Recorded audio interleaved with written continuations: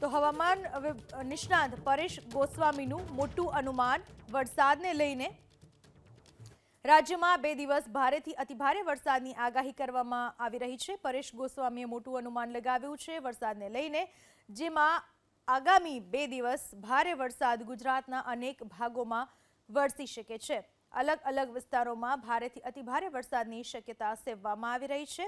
અરબી સમુદ્રમાં upper air cyclonic circulation સક્રિય થયું છે અને જેના ભાગરૂપે ગુજરાતના અલગ અલગ વિસ્તારોમાં જોરદાર વરસાદ વરસશે। દક્ષિણ ગુજરાતમાં ભારે વરસાદ વરસવાનું અનુમાન વ્યક્ત કરાયું છે।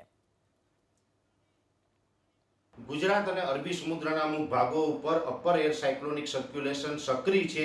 10 જુલાઈ અને 11 જુલાઈ 2024 એમ 10 અને 11 જુલાઈ 2 દિવસ સુધી રાજ્યના અલગ અલગ વિસ્તારોની અંદર સારા વરસાદો થાય તેવી શક્યતાઓ છે। આમ જોવા જઈએ તો ઓલ ઓવર ગુજરાતની અંદર આ સાયક્લોનિક સર્ક્યુલેશનને કારણે સારા વરસાદની શક્યતાઓ છે। સૌથી વધારે તીવ્રતા છે એ દક્ષિણ ગુજરાતમાં જોવા મળશે, જેમાં ખાસ કરીને સુરત, વલસાડ, વાપી, નવસારી અને ડાંગ જિલ્લો છે આ વિસ્તારોની અંદર વધારે વરસાદ જોવા મળે તેવી શક્યતાઓ છે। એટલે કે 10 અને 11 જુલાઈના રોજ ભારેથી અતિભારે વરસાદ છે એ પણ આ વિસ્તારોમાં નોંધાઈ શકે છે। એ પછી બીજા નંબરે જે તીવ્રતા જોવા મળશે એ હશે પૂર્વ ગુજરાતના જે ભાગો, જેમાં ખાસ કરીને મહીસાગર, દાહોદ, ગોધરા અને છોટાઉદેપુર જેવા વિસ્તારો છે એમાં પણ ભારે વરસાદની શક્યતાઓ રહેલી છે। મધ્ય ગુજરાતના બીજા જે વિસ્તારો છે, જેમાં અમદાવાદ, ગાંધીનગર, આણંદ, ખેડિયા, નડિયાદ આ તમામ વિસ્તારોની અંદર હળવાથી મધ્યમ વરસાદો નોંધાય તેવું એક અનુમાન છે। અને ઉત્તર ગુજરાતના સાબરકાંઠા, બનાસકાંઠા, પાટણ, મહેસાણા અને અરવલ્લી જેવા વિસ્તારોની અંદર પણ એકંદરે મધ્યમથી સારા વરસાદ નોંધાય તેવી શક્યતાઓ છે।